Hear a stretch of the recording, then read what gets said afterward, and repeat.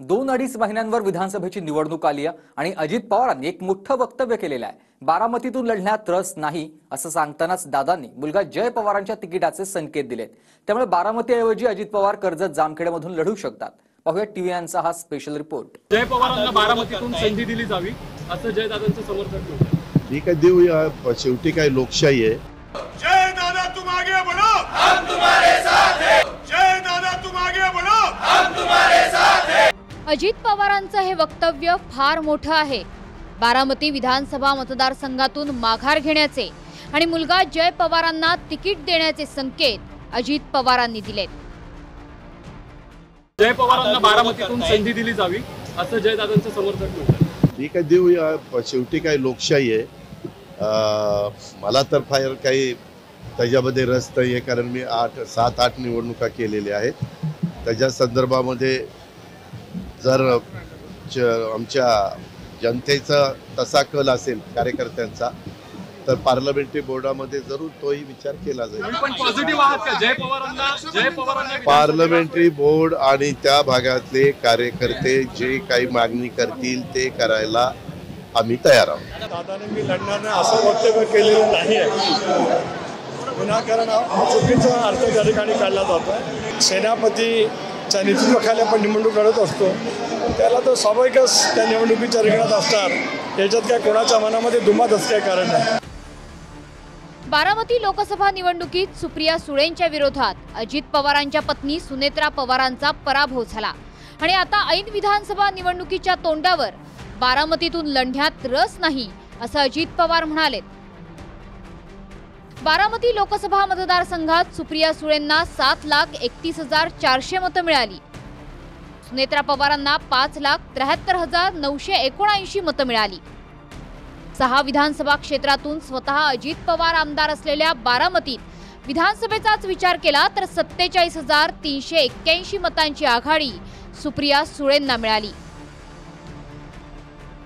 याच अनुभवातून अजित पवारांनी काही ठरवलं असेल असं चंद्रकांत पाटील म्हणाले। अजित पवारांचं फ्युचर प्लॅनिंग काय आहे हे काय मला माहित नाही। माझ्या पार्टीतल्या कोणाबद्दल विचारा, मी तुम्हाला सांगू शकेन। माहित नाही त्यांच्या डोक्यात काय आहे, त्यांची योजना काय आहे। 2 महिन्यानंतर होणाऱ्या विधानसभेच्या निवडणुकीची खूप तयारी ते करतायत। त्यांच्या यात्रा सुरू आहेत, गावोगावी लोकांशी संवाद साधतायत। लोकसभेच्या अनुभवातून काही गणितं त्यांनी केली असली तर ते मला माहित नाही। तो त्यांचा अंतर्गत प्रश्न आहे, मला त्याच्यावर काय बोलायचं नाही आहे। पण पार्लमेंटरी बोर्ड म्हणजे कोण? अजितदादा म्हणजेच पार्लमेंटरी बोर्ड, दुसरे कोणी पार्लमेंटरी बोर्डात आहेत असं मला माहीत नाही। पण तो त्यांचा अंतर्गत प्रश्न आहे, मला त्याच्यावर काय बोलायचं नाही। त्यांची काय इच्छा आहे किंवा त्यांचं काय धोरण आहे ह्याच्याविषयी इतक्या लवकर कोणते टिप्पणी करणं योग्य नाही। बारामतीतून अजित पवारांनी न लढण्याचे संकेत दिले। यातून 2 गोष्टी समोर येतात। बारामतीतून शरद पवारांच्या राष्ट्रवादीकडून युगेंद्र पवार लढणार हे जवळपास निश्चित आहे। त्याचवेळी अजित पवारांऐवजी जय पवार लढू शकतात, कारण जयच्या तिकिटाचा निर्णय संसदीय बोर्ड घेईल असं अजित पवार म्हणाले। पण अजित पवार नुकतेच म्हणालेत की बारामतीत कुटुंबातून तिकीट देणं ही चूक होती। त्यामुळे पुन्हा युगेंद्र पवारांच्या विरोधात मुलगा जय पवारांनाच अजित पवार तिकीट देतील का, हाही मुद्दा आहे। दादा नवा वादा तोच दादा नवा, आणि दादा कोण तर ज्याच्या डोक्यावर शरद पवार साहेबाचा हात आहे तो दादा बारामतीकरांना पाहिजे असा एकंदरीत सूर हा बारामतीच्या जनतेचा आहे असं ऐकण्यात येतंय। आणि त्यामुळं कदाचित त्यामुळं असे काही निर्णय झाले असतील। बारामतीमध्ये अजित पवार निवडणूक हरू शकतात। सुनेत्रा पवार हरल्या, पार्थ पवार हरले, म्हणजे अजित पवार जे सांगतात मी तुला आमदार करीन, मी तुला खासदार करीन, तुला आमदार करणं खासदार करणं माझ्या हातात आहे, नाही लोकांच्या हातात असतं। ते हे त्यांच्या प्रिय बारामतीकरांनी दाखवून दिलं आहे। कदाचित त्यांना असं वाटत असेल की आपण थांबलेलं बरं। बारामतीतून अजित पवार आता निवडणूक लढवणार नाही, ते आमचे सेनापती आहेत आणि ते निवडणूक लढवणार। बारामतीतून निवडणूक लढवणार, बारामतीमधून निवडणूक लढवणार। शरद पवार युगेंद्र पवारांना पुढे करण्याचा प्रयत्न करताय असं दिसतंय। कदाचित शरद पवारांच्या डोक्यात असलं युगेंद्र पवारांना लढवायचं, आणि युगेंद्र पवार जर तिथं लढणार असतील तर युगेंद्र पवारांपुढे अजित पवार लढणार का?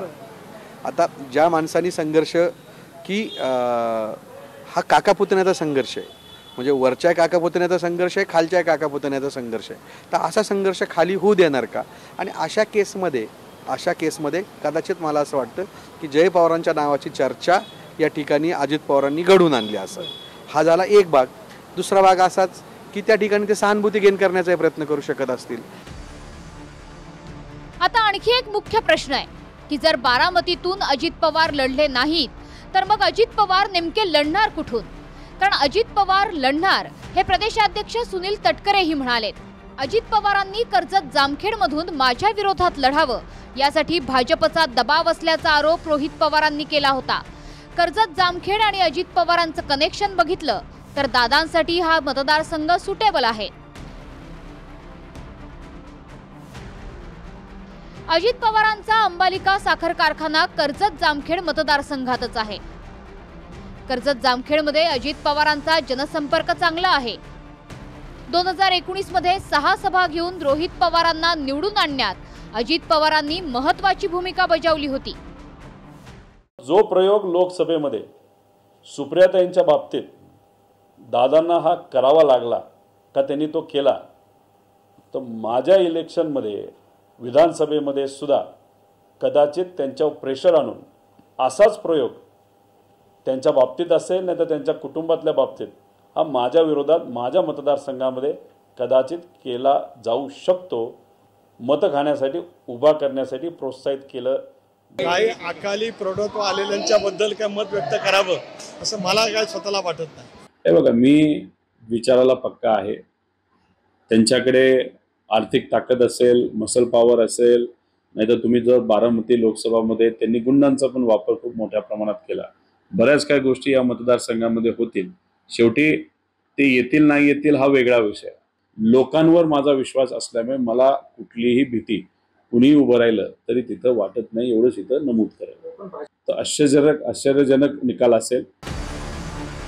2019च्या विधानसभेत कर्जत जामखेडमध्ये रोहित पवार विरुद्ध भाजपचे राम शिंदे असा सामना झाला होता. रोहित पवारांना 1,35,824 मतं तर राम शिंदेंना 92,477 मतं मिळाली. 43,347 मतांनी रोहित पवारांनी राम शिंदेंना मात दिली होती.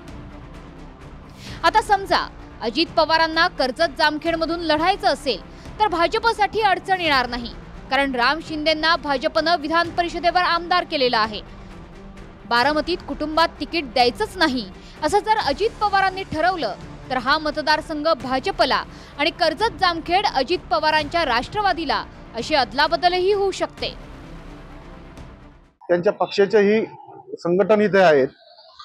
दुसरी गोष्ट, त्यांच्या सोबतीला भाजपही असणार आहेत, कारण राम शिंदे आता विधान परिषदेवर आमदार आहेत.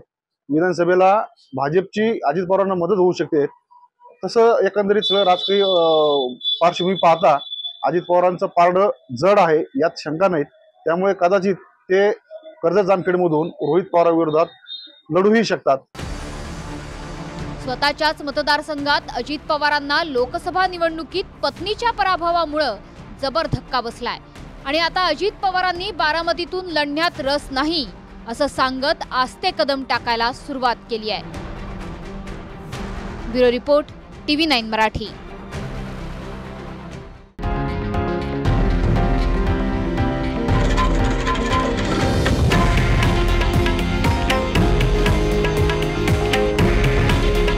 हे आहे देशातील नंबर 1 न्यूज नेटवर्क आणि आपण पाहत आहात TV9 मराठी.